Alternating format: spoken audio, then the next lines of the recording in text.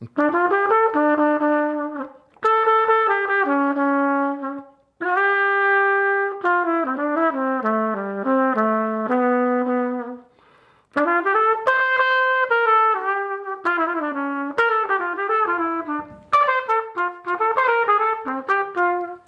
you ever wondered what mouthpiece to put into your trumpet?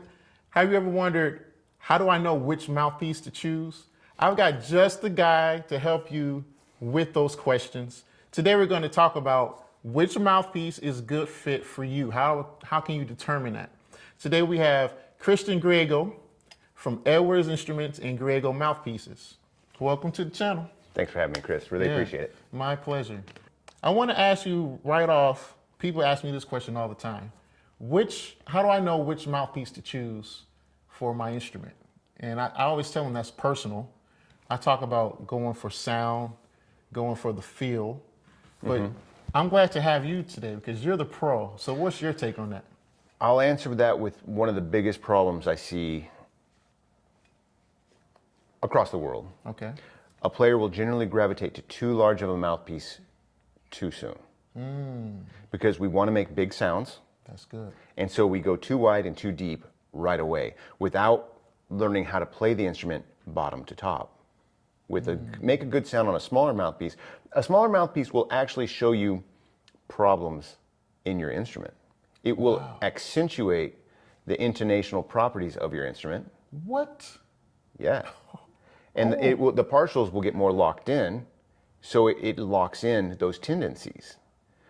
Wow. So a lot of times whenever I'm developing an instrument, I'll play a small mouthpiece, medium, and then large, and deep, shallow, and I'm trying to accentuate the problems with smaller equipment.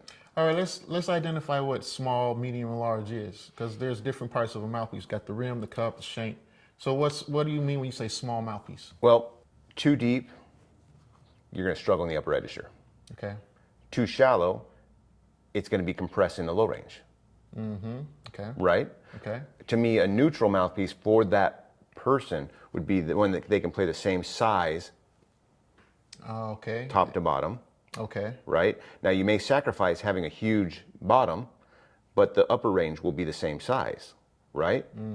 You got to play really shallow. You may accentuate the upper register, but you're compressing the low register. I understand. So I'm going for neutral in cup depth, but then we have I'm really meaty on my lower lip, but I have a kind of a widow's peak here. You do as well, a little bit on the top lip.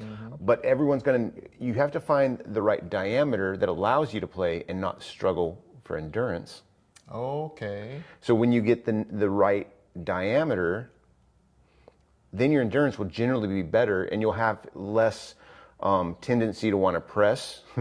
Okay. Or, or cause issues in your playing, because endurance problems can be as simple as you're struggling with having to muscle down because it's too big, and then you're going to fatigue faster because you're overworking the muscles. I see. And if you're pressing, you're cutting the blood flow off, which you can't. When you're getting fatigued, it's lactate acid buildup in the muscles, plain and simple. And if you can't, you need to dispel the lactate acid as fast as you're producing it. And if there's no blood flow, it's getting cut off because you're having to press or do something funky, you're no longer able to dispel it from the pressure areas. So are you telling me that the proper rim mouthpiece can help delay that lactate acid buildup? The proper shape to your face. What's sharp rim for one person is round for another. Okay. According to the teeth. And jaw structure. And jaw structure. So if I'm understanding you correctly, it becomes essential for a person to be able to test multiple mouthpieces. Oh, absolutely. Absolutely. Okay. And there's also a thing that it's different I have certain players that if I change a couple thousandths in diameter, it really will mess with their face. And for that person, I'll adjust more with compression with the cup as opposed to diameter, because other players, the diameter doesn't affect as much. But kind of a rule of thumb, if you think like 5 thousandths is not that much. And if you're adjusting cup diameter like 5 thousandths, it's 2.5 per side. Right? I see. So you divide it in half, whatever it is. If it's 10 thousandths, it's 5 per side. Wow. Because you're feeling it, right? Yeah. on left and right, top and bottom. Now, I never get into the measurements of it all. I always just go off the sound and the blow, the feedback I feel coming back to me. Well, and you're not the only one. That's why I'm glad to have you. Everyone does this. that. I mean, and then mouthpiece makers lie. And what do I mean by that? Well, like if you look at a Bach 3 to 1.5, the dimensionally is not very different. Okay. So now we start equating things to traditional mouthpieces, and you have to go with the numbers. And then I actually have calipers I measure because I don't trust anybody. Okay. And I always double check okay. everything. Oh, because nice. even cup diameter, it's at what point does the mouthpiece maker consider cup diameter? Is it higher up towards the alpha angle or the top angle that hits on the inner, or is it lower in the cup? And so everyone, in trying to figure out how that manufacturer describes their cup diameter or where they measure it, 70 thousandths in, 50 thousandths in from the top, like your mouthpiece, at the very top of the rim, from that point in, how deep is where they measure the cup. I see. So that matters too. Yes, it does, because you have a radius going into the cup, right? And where it goes in, if it's a really round rim, it can be a nebulous rim. Okay. And what I mean by that is it can feel bigger than it actually is because it has a softer inner bite. Oh, I've definitely experienced that. Or if the radius doesn't if it doesn't complete and become tangent to the cup, then you'll have a sharp point. The face will feel a little bit of a sharpness, and it's not the rim so much as where it's mating up to the cup. Wow, I've experienced that feeling too. Personally, I don't. Sorry, I touched the mic. Personally, I don't like that feeling. Well, and because our lips go into the mouthpiece, more so in what register? What register? I don't know what you mean. What register do our lips go into the mouthpiece more? Oh, lower, mid to low. Yeah, and you'll really feel the inner bite of a mouthpiece mainly there. Yeah, that's true. Okay. You can also have a rim that locks you, and I'm sorry this is a really long answer. Yeah. But you can also have a rim that locks you into that lower setting, and as you ascend and you're going up and say your arpeggios, and you're going through your arpeggios, all of a sudden you have to almost reset the mouthpiece. Why? Because the rim shape is locking your face down. Wow, I've definitely experienced that. So we got somebody here who wants to find the right size mouthpiece, because this is important. So where do they start? Do I go on Amazon and buy a bunch of Bach mouthpieces? No, absolutely not. How should I approach that? Well, this is an interesting subject because I had a pro in Baltimore say, why don't people just fly out and see you? Because it's going to cost $300, $325 to fly, and then you come in, you have everything. That's so and true. you can actually work with a mouthpiece maker. Where if I buy 2 or 3, or if I fail 4 times, at $100, you're at $400 already. Right. You get into a pro mouthpiece. What's your mouthpiece cost? Not $100. No, it's a couple hundred at least. Yeah. Yeah. And so if you fail 2 or 3 times with that, more than a plane ticket. More than, and being able to know everything. I see. But my advice for mouthpiece is you can't play too small of a mouthpiece. You can play too big of a mouthpiece. Wow. Right? No, well, I've heard, I talked to players older than myself to get some wisdom, and I've heard it said many times, play the smallest mouthpiece that you can.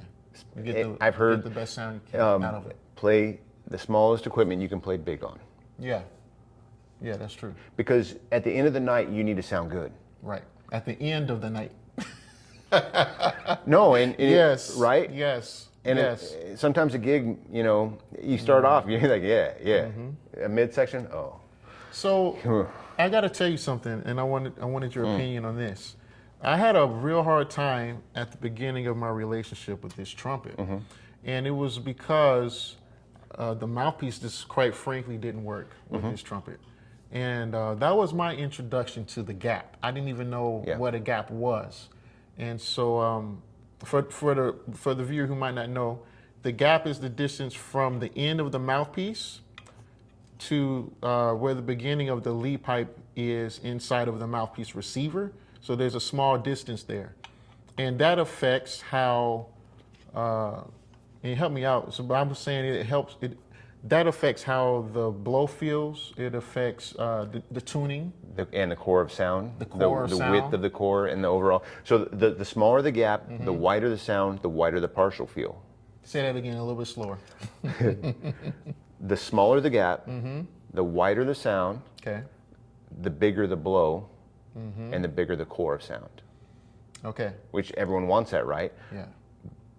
But then that may cause a player, if it's too open, or you may have to chase it a little bit. So it's ha, ha, Yeah. because you don't get enough compression to start. Compression is what I equate to just right here, not backed up. The inverse. You go to a really big gap, then the sound is really small, pointed, and it can go too far back into the neck, and you'll feel the compression uncomfortably in this region. Wow.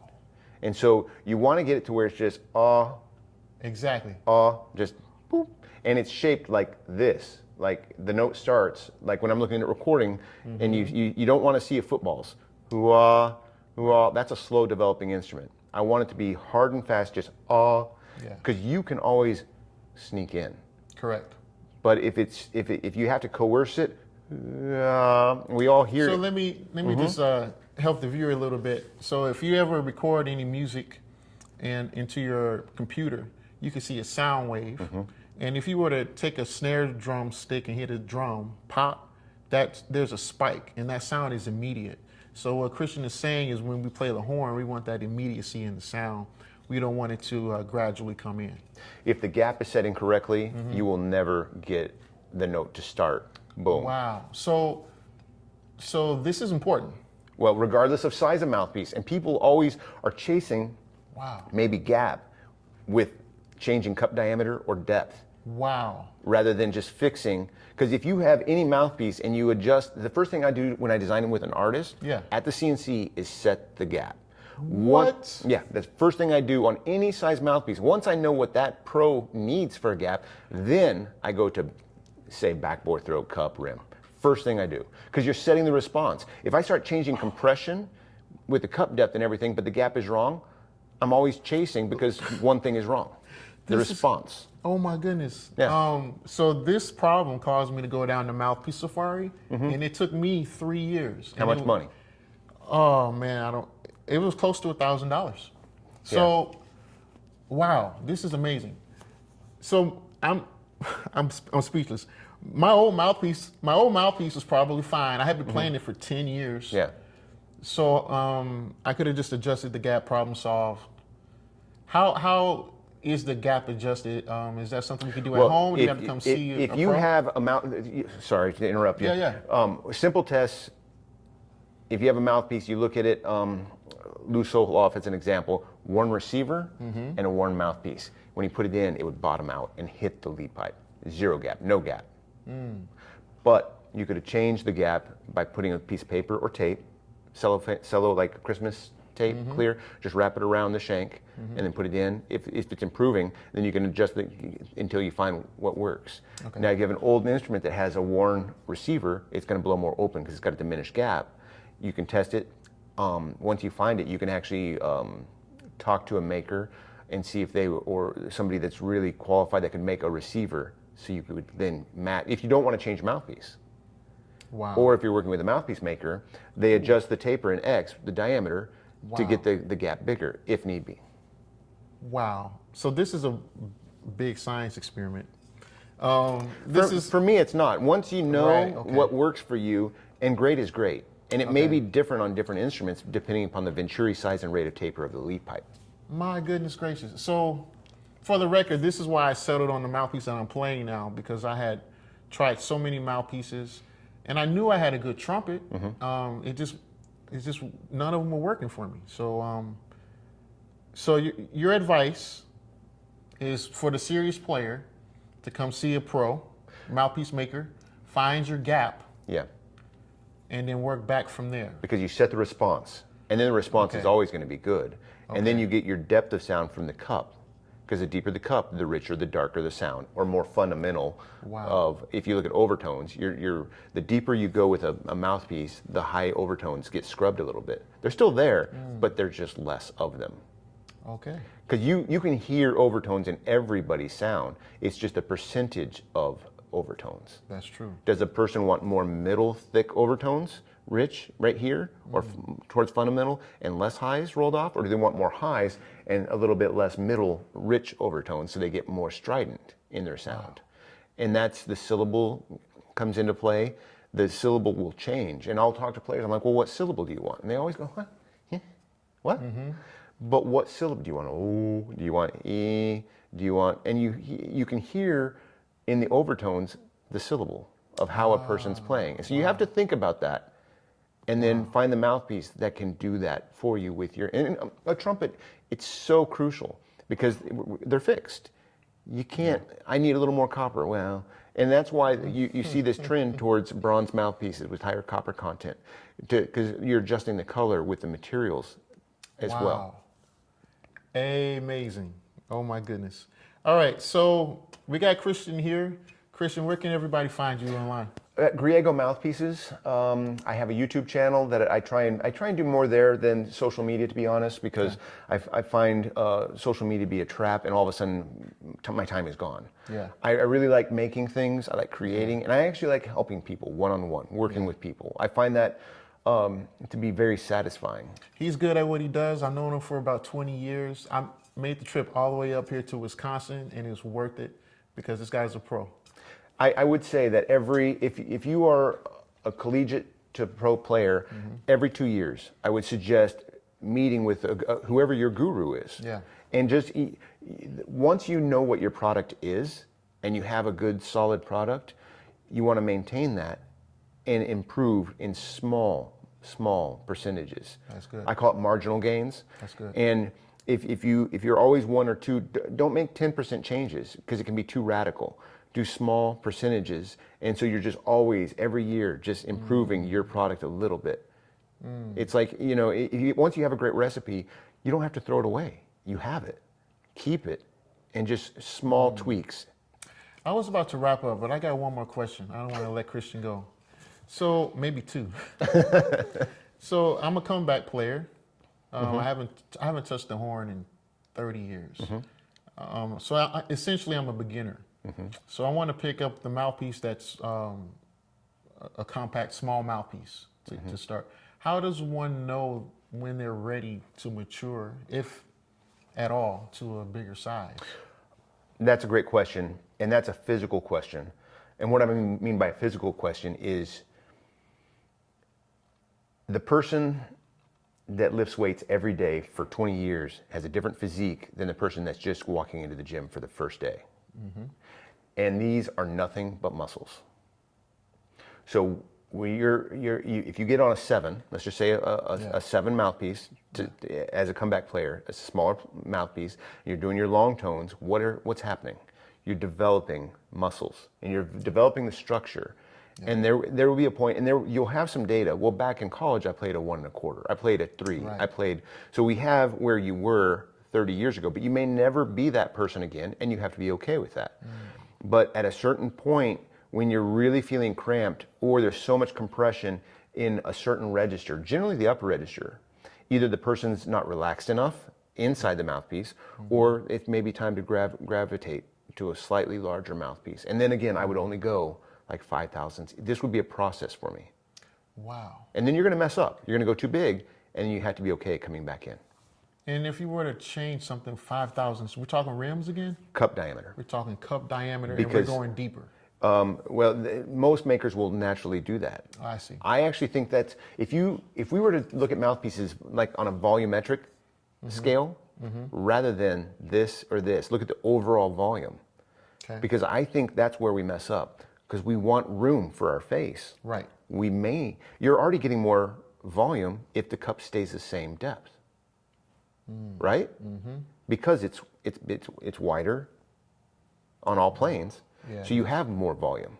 Wow. So it's already a bigger cup, Wow. volumetric wise. I never thought about this. And so I think about these things. Wow. And so you can go wider but shallower, and you maintain the same volume as you did on the 7.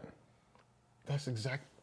But you get I've experienced this. but you get the room, so you get the comfort, and the muscles that are now getting more developed have the room they need, but you still have the same volume and the same Whoa, okay. sound. Oh my goodness. All right. One more question, I think. When does a person pay attention to the throat, if at all? Why would they be concerned with that? When I adjust throats on mouthpieces for pro players, I will find to the thousandths where they're comfortable, Okay.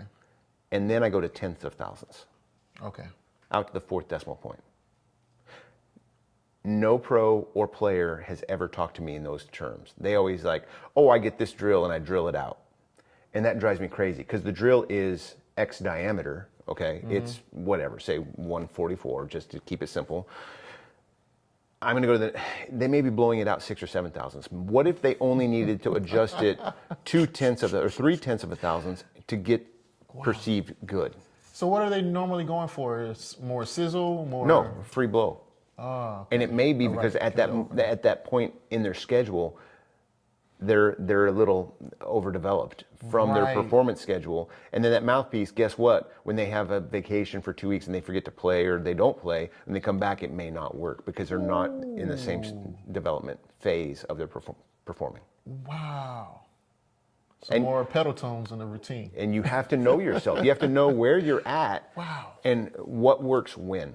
Wow. So when I take time off, I'll come back and I'll start with a smaller mouthpiece. And then after 9 days, I can go back, I'll go to the next, I'll go 10 thousandths, 5 thousandths per side, and I know what works for me. Wow. But amazing. we have to be self-aware. We do. If we're not, we just find ourselves in not feeling good. It bottles up into your throat, which we all experienced. Now we could be creating it. It may not be the mouthpiece. It could be that we're too flexed. Right. Or it could be. Oh my goodness. And so now it comes back to the routine. You got to know, you got to know your thyself. body. Yeah. Yeah. That's good. All right. Thanks for watching this video.